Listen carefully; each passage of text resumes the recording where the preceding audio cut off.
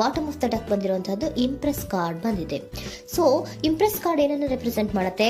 ಕೆಲವೊಂದು ರೀತಿಯ ನಿಮ್ಮ ಲವ್ ಲೈಫಿನ ವಿಚಾರದಲ್ಲಿ ಶಾಂತವಾಗಿರ್ಬೇಕು, ಸಮಾಧಾನವಾಗಿರ್ಬೇಕು, ಒಂದು ಪ್ರೀತಿ ಇರಬೇಕು ಅನ್ನುವಂತಹದ್ದು, ಮತ್ತೆ ಒಂದು ಸ್ಟೇಬಲ್ ಆಗಿರ್ಬೇಕು ಅನ್ನುವಂತಹ ರೀತಿಯಲ್ಲಿ ನೀವು ಆಲೋಚನೆಯನ್ನು ಮಾಡ್ತಾ ಇರುವಂತಹದ್ದು ಬಾಟಮ್ ಆಫ್ ದ ಡೆಕ್ ಅಲ್ಲಿ ರೆಪ್ರೆಸೆಂಟ್ ಆಗ್ತದೆ.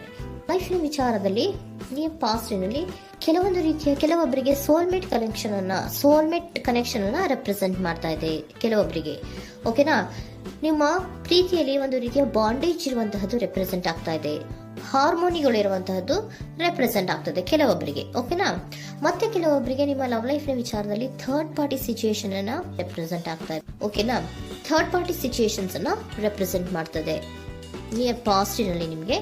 ನೆಕ್ಸ್ಟ್ ಕಾರ್ಡ್ ಬಂದಿರುವಂತಹದ್ದು ಪೇಜ್ ಆಫ್ ಸೋರ್ಟ್ಸ್ ಬಂದಿದೆ. ಥರ್ಡ್ ಕಾರ್ಡ್ ಬಂದಿರುವಂತಹದ್ದು ಯಾವುದು? ನಿಮಗೆ ಪೇಜ್ ಆಫ್ ಸೋರ್ಟ್ಸ್ ಬಂದಿದೆ. ಸೊ ಕ್ಯೂರಿಯಾಸಿಟಿ ಇದ್ದಂತಹ, ನಿಮ್ಮ ಲವ್ ಲೈಫಿನ ವಿಚಾರದಲ್ಲಿ ಒಂದು ಕ್ಯೂರಿಯಾಸಿಟಿ ಇದ್ದಂತಹ, ಒಂದು ರೀತಿಯ ಬಾಂಡೇಜ್ ಇದ್ದಂತಹ, ಸ್ವಲ್ಪ ನೀವು ಮಾತಾಡಿರುವಂತಹ ಸಾಧ್ಯತೆಗಳು ರೀಸೆಂಟ್ ಪಾಸ್ಟಿನಲ್ಲಿ ರೆಪ್ರೆಸೆಂಟ್ ಆಗ್ತಾ ಇದೆ.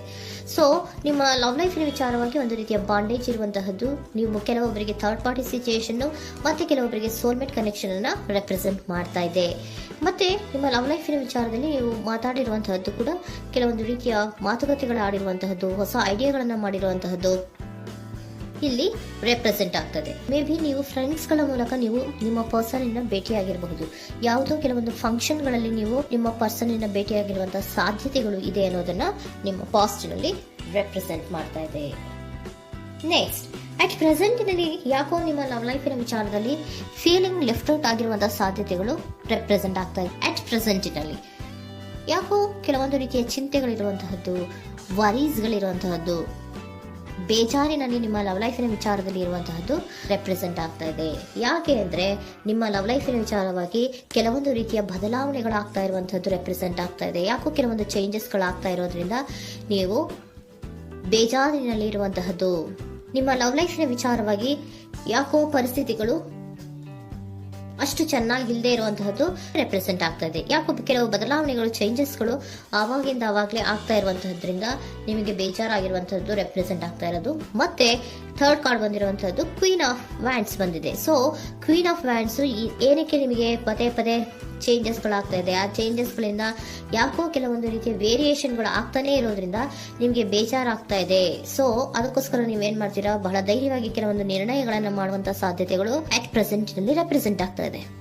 ಬಹಳಷ್ಟು ಧೈರ್ಯದಿಂದ ಇಂಡಿಪೆಂಡೆಂಟ್ ಆಗಿ ಕೆಲವೊಂದು ನಿರ್ಣಯಗಳನ್ನ ಮಾಡಬೇಕು ಅನ್ನುವಂತಹ ಆಲೋಚನೆಗಳನ್ನ ಮಾಡ್ತಾ ಇರುವಂತಹದ್ದು ರೆಪ್ರೆಸೆಂಟ್ ಆಗ್ತಾ ಇದೆ. ಯಾಕೆ ಅಂದ್ರೆ ಆವಾಗಿಂದ ಅವಾಗೆ ನಿಮ್ಮ ಲವ್ ಲೈಫಿನ ವಿಚಾರದಲ್ಲಿ ತುಂಬಾ ಏರುಪೇರುಗಳಾಗ್ತಾ ಇರೋದ್ರಿಂದ ಆ ವಿಚಾರದಲ್ಲಿ ಸ್ವಲ್ಪ ಬೇಜಾರುಗಳು ಇರುವಂತದ್ದು ರೆಪ್ರೆಸೆಂಟ್ ಆಗ್ತದೆ. ಇನ್ ಇಮಿಡಿಯೇಟ್ ಫ್ಯೂಚರಿನಲ್ಲಿ ಯಾಕೋ ನೀವು ಕೆಲವೊಂದು ವಿಚಾರಗಳಲ್ಲಿ ನೋಡಿ ಆತಂಕ ಪಡ್ತಾ ಇರುವಂತಹ, ಎಗೇನ್ ಬೇಜಾರನ್ನ ಪಡ್ತಾ ಇರುವಂತಹದ್ದು, ನಿದ್ರಾಹೀನತೆಯನ್ನ ಮಾಡ್ಕೋತಾ ಇರುವಂತಹದ್ದು, ಸ್ಟ್ರೆಸ್ಸಿನಲ್ಲಿ ಇರುವಂತಹದ್ದು ರೆಪ್ರೆಸೆಂಟ್ ಆಗ್ತಾ ಇದೆ. ಕೆಲವೊಂದು ನಿರ್ಣಯಗಳನ್ನು ತಗೊಳ್ಳುವಂತಹ ಸ್ಟ್ರೆಸ್ಗಳಲ್ಲಿ ಇರುವಂತಹದ್ದು ಕೆಲವೊಬ್ಬರಿಗೆ ಯಾಕೋ ಇಮಿಡಿಯೇಟ್ ಫ್ಯೂಚರ್ ನಲ್ಲಿ ಕೂಡ ರೆಪ್ರೆಸೆಂಟ್ ಆಗ್ತಾ ಇದೆ. ಆದ್ರೆ ಫ್ಯೂಚರ್ ನಲ್ಲಿ ನೀವು ಏನ್ ಮಾಡ್ಬೇಕಾಗಿತ್ತು? ಸೊ ಕ್ವಿಕ್ ಥಿಂಕಿಂಗ್ ಅನ್ನ ಮಾಡ್ಬೇಕಾಗಿತ್ತು. ಕೆಲವು ವಿಚಾರಗಳ ಬಗ್ಗೆ ನೀವು ಫೋಕಸ್ ಅನ್ನ ಮಾಡ್ಬೇಕಾಗಿತ್ತು. ಏನಾಗ್ತಾ ಇದೆ ನಮ್ಮ ಲವ್ ಲೈಫಿನ ವಿಚಾರದಲ್ಲಿ ಅನ್ನೋದನ್ನ ಫೋಕಸ್ ಅನ್ನ ಮಾಡಿದ್ರೆ ನಿಮ್ಮ ಲವ್ ಲೈಫಿನ ವಿಚಾರದಲ್ಲಿ ಕೆಲವೊಂದು ರೀತಿಯ ಫುಲ್ಫಿಲ್ಮೆಂಟ್ಗಳು, ಸಮಾಧಾನಗಳು, ಖುಷಿಗಳು ಇರುತ್ತೆ.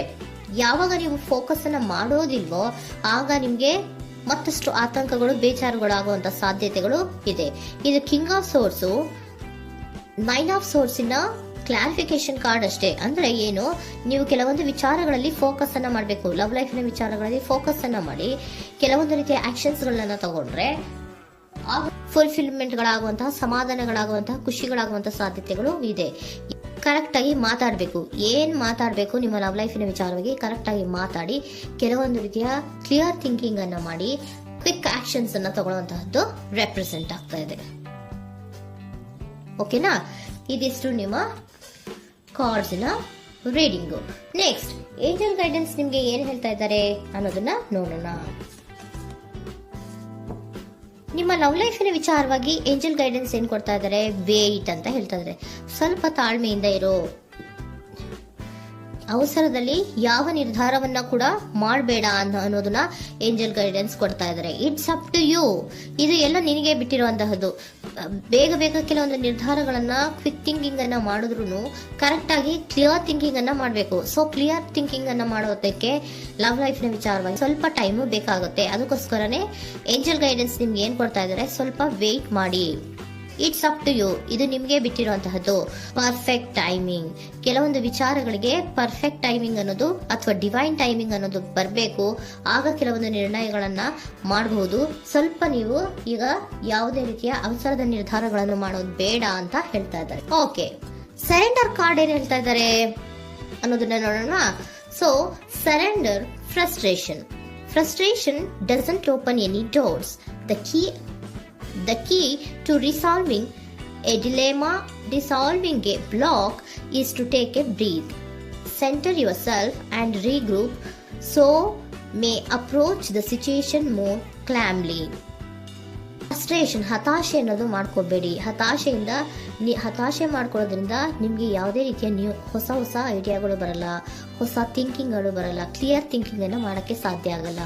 ಸೊ ಅದಕ್ಕೆ ನೀವೇನ್ ಮಾಡ್ಬೇಕು, ಫ್ರಸ್ಟ್ರೇಷನ್ ಅನ್ನ ಬಿಟ್ಬಿಟ್ರೆ ನೀವು ಸಮಾಧಾನವಾಗಿ ಯೋಚನೆ ಮಾಡಿ ಕೆಲವೊಂದು ನಿರ್ಧಾರಗಳನ್ನ ಮಾಡಿ ಅನ್ನೋದನ್ನ ಸರೆಂಡರ್ ಕಾರ್ಡ್ ಕೂಡ ನಿಮ್ಗೆ ಹೇಳ್ತಾ ಇದ್ದಾರೆ. ಸೊ ನಿಮ್ಮ ಲವ್ ಲೈಫಿನ ವಿಚಾರದಲ್ಲಿ ಈಗ ಸ್ವಲ್ಪ ನಿಮಗೆ ಬೇಜಾರುಗಳಿರುವಂತಹದ್ದು, ಕೆಲವೊಂದು ಬದಲಾವಣೆಗಳು, ವೇರಿಯೇಷನ್ಗಳು ಆಗ್ತಾ ಇರುವಂತಹದ್ದು ರೆಪ್ರೆಸೆಂಟ್ ಆಗ್ತಾ ಇದೆ. ಸೊ ನಿಮ್ಮ ಲವ್ ಲೈಫಿನ ವಿಚಾರಕ್ಕೆ ಫ್ಯೂಚರಿನಲ್ಲಿ ಕೆಲವೊಂದು ಆಕ್ಷನ್ಸ್ ಅನ್ನ ತಗೋಬೇಕಾದ್ರೆ ಸ್ವಲ್ಪ ವೇಟ್ ಮಾಡಬೇಕು, ಕ್ಲಿಯರ್ ಆಗಿ ಥಿಂಕ್ ಮಾಡಬೇಕು, ಅದರಲ್ಲೇ ಆಕ್ಷನ್ಸ್ ಅನ್ನ ತಗೋಬೇಕು ಅನ್ನೋದನ್ನ ಹೇಳ್ತಾ ಇದ್ದಾರೆ. ಓಕೆನಾ? ಆಗ ಮಾತ್ರ ನಿಮ್ಗೆ ನಿಮ್ಮ ಎನರ್ಜಿಯಲ್ಲಿ ಏನ್ ಶಾಂತತೆ ಬರಬೇಕು ಅಂತ ಹೇಳ್ತೀರಲ್ಲ, ಆ ಶಾಂತತೆ ಏನ್ ಬರಬೇಕು, ಲವ್ ಲೈಫಿನ ವಿಚಾರವಾಗಿ ಶಾಂತತೆ ಯಾವಾಗ ಬರುತ್ತೆ ಅಂದ್ರೆ ನೀವು ಕ್ಲಿಯರ್ ಥಿಂಕಿಂಗ್ ಅನ್ನ ಮಾಡಿದಾಗ ಮಾತ್ರ ಬರುವಂತಹದ್ದು ಅನ್ನೋದು ಕಾರ್ಡ್ಸ್ ಗಳಲ್ಲಿ ರೆಪ್ರೆಸೆಂಟ್ ಆಗ್ತದೆ.